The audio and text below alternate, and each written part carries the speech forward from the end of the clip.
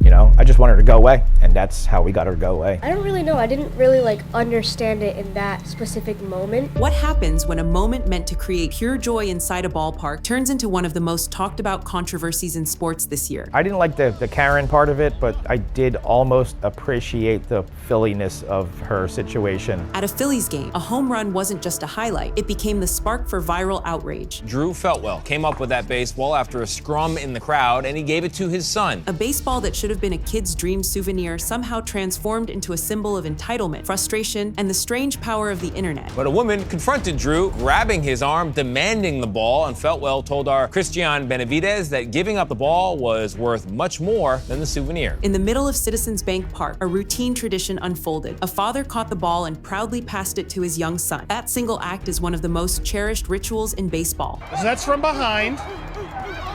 But within seconds, the moment shifted. And now we see her approaching. A nearby fan, who the internet later dubbed the Phillies Karen, stepped in, argued, and took the ball for herself.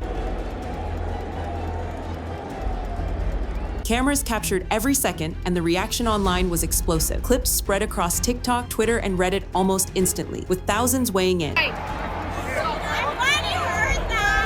Some called it selfishness, others labeled it pure comedy. Psychotic, old, aging, boomer, white, lib lady threw a fit and stole a young child's ball. But it all worked out in the end. While many couldn't believe the dramatic way it played out, the boy's disappointed expression clashed with the woman's victorious display, creating a snapshot that viewers compared to a movie scene gone wrong. Now, was this just a heated misunderstanding, or was it a clear case of bad sportsmanship? That depends on perspective. But one thing's undeniable: this single baseball turned into a national talking point. And as you'll see, the fallout was bigger than anyone in that stadium could have imagined. The TV broadcast picks up on it, but it's a bad thing that happened. Unfortunate, everyone moves on. But now, it's a national obsession. And again, she needs to hide her identity because she really could get fired or personally destroyed over this. It started like countless moments at the ballpark. The crack of the bat, the roar of the crowd, and a baseball arcing into the stands. Fans leapt to their feet, tracking the ball as it sailed toward the seats. In a scene as old as the game itself, a father reached out, scooped it cleanly, and placed it into his young son's hands. The crowd around them smiled. It was the kind of memory parents dream about creating. But within seconds, the atmosphere shifted. A nearby woman, locked in on the prize, made her move. She stepped forward, pointed, and demanded the ball. Witnesses later described the moment as awkward, tense, and louder than anyone expected. Presumably this is a father and his wife and their children, and some psycho woman, literal psychotic Karen, decided to ruin this young man's night by stealing his baseball. What began as a simple gift between father and son quickly turned into a debate over ownership. The father, trying to avoid conflict, didn't escalate. Yet as voices rose and hands reached out, the joy drained from the boy's face. That's when cameras zoomed in, unknowingly recording what would soon become the internet's next viral firestorm. And here's where things took an even stranger turn, because the reaction that followed wasn't just about one baseball. It was about something much bigger. What happened next turned a small stadium moment into something unforgettable. As the boy held the ball, the woman leaned in and insisted it belonged to her. Voices rose, gestures became bigger, and suddenly, a casual exchange had the weight of a heated dispute. Look at her screaming, yelling at people, losing her effing mind. She should be banned from all Phillies sporting events. Spectators nearby glanced over, sensing the tension. It wasn't violent, but it was loud enough to cut through the hum of the crowd. The father stayed calm, avoiding escalation, while the woman pressed her case. Within moments, the boy no longer looked excited. He looked uncertain. To keep the peace, the ball ended up in her hands. For many in the stands, that was the instant everything shifted. Some described the scene as surreal, like watching a play unfold where no one knew the ending. The woman lifted the ball, seemingly satisfied, while the child sat quietly beside his dad. The contrast between her energy and his silence left a lasting impression on those who witnessed it. And just as the dust seemed to settle, cameras captured every expression, every gesture, every detail. That recording would travel far beyond the ballpark and transform this short dispute into a national talking point. Within hours, that short clip escaped the stadium and landed on millions of screens. This lady is an absolute monster. People like this are the worst phenotype in society. TikTok loops replayed the moment frame by frame. Twitter threads erupted with commentary, and Reddit debates stretched for hundreds of comments. What might have stayed a forgotten stadium squabble instead became the internet's main character of the day. Why did it spread so fast? The contrast was striking. A child's quiet disappointment set against the dramatic celebration of an adult. Viewers instantly latched onto the symbolism, calling it the perfect example of how one small action can spark outrage. Memes appeared almost instantly, some playful, others harsh. all fueled by the same viral energy that turns ordinary people into trending headlines. The clip wasn't just watched, it was dissected. Slowed down replays, zoomed in screenshots, and exaggerated reenactments filled feeds. Each platform added its own spin, making the story bigger than the game itself. From Philadelphia to fans across the globe, the conversation grew louder. Was this poor sportsmanship or just an overblown misunderstanding caught on camera? I don't know. I'm not going to fault the dad too much.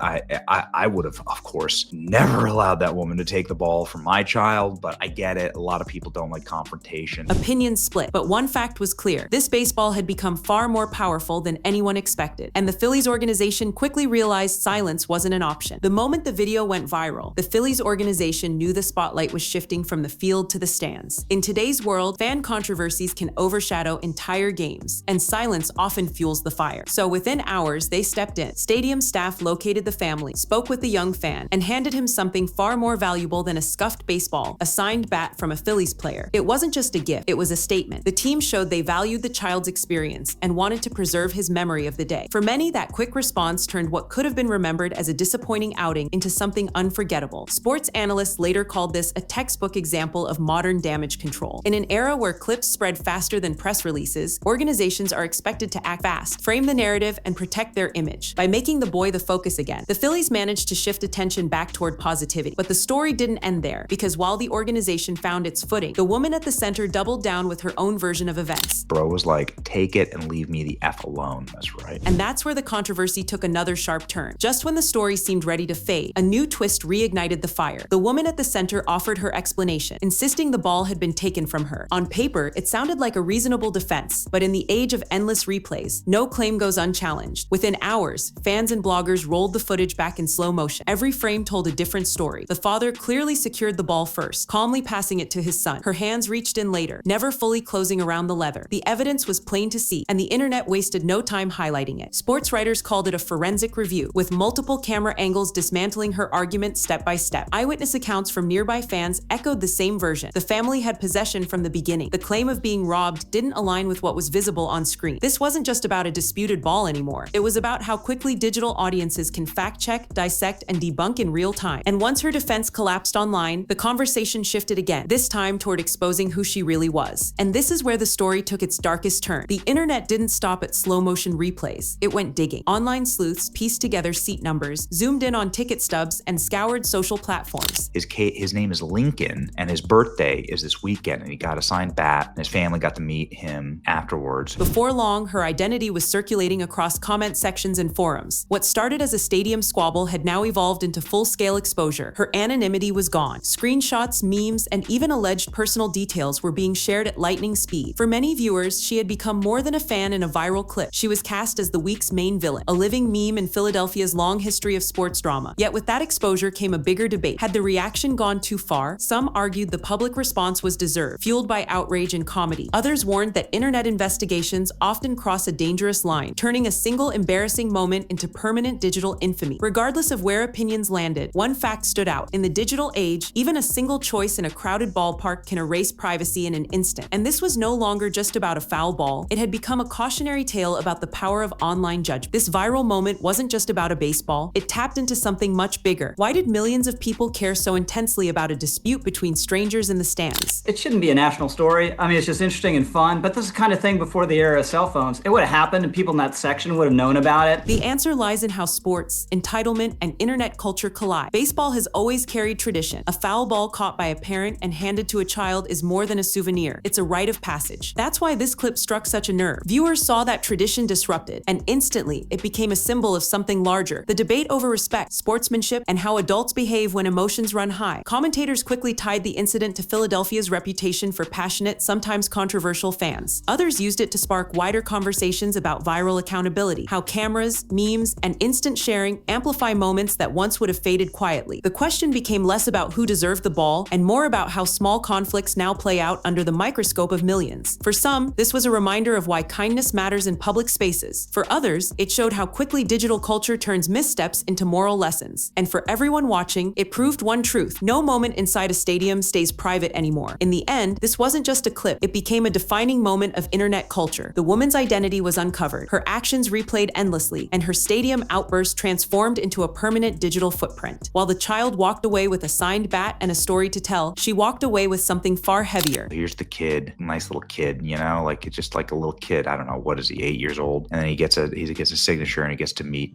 the all-star player. What a nice way to turn a bad thing into good. A reputation locked into meme history. The real takeaway wasn't the ball, but the fallout. Once a moment goes viral, control slips away. It stops belonging to the people involved and becomes property of the audience, edited, shared, and reinterpreted until it lives a life of its own. That's exactly what happened here. Some argued she deserved the backlash. Others felt the response spiraled too far. Both sides revealed an uncomfortable truth. In today's connected world, consequences aren't measured in official punishments, but in public perception. A single choice can echo louder online than any stadium cheer. So what began as a simple foul ball ended as a cultural flashpoint. And while the boy gained a treasured keepsake, the bigger story was about how quickly ordinary people can become viral legends for reasons they never intended. And this time, one baseball rewrote the entire game. So what started as a foul ball at a Phillies game became something far bigger than anyone expected. A moment meant to create joy turned into a national debate, a viral sensation, and ultimately a reminder of how quickly the internet can turn the ordinary into the unforgettable. The child left with a memory he'll never forget, while the woman left with a level of attention no one in the stands could have predicted. Kid goes, picks up the ball, dude loves it, having a great time, sees there's a little girl there,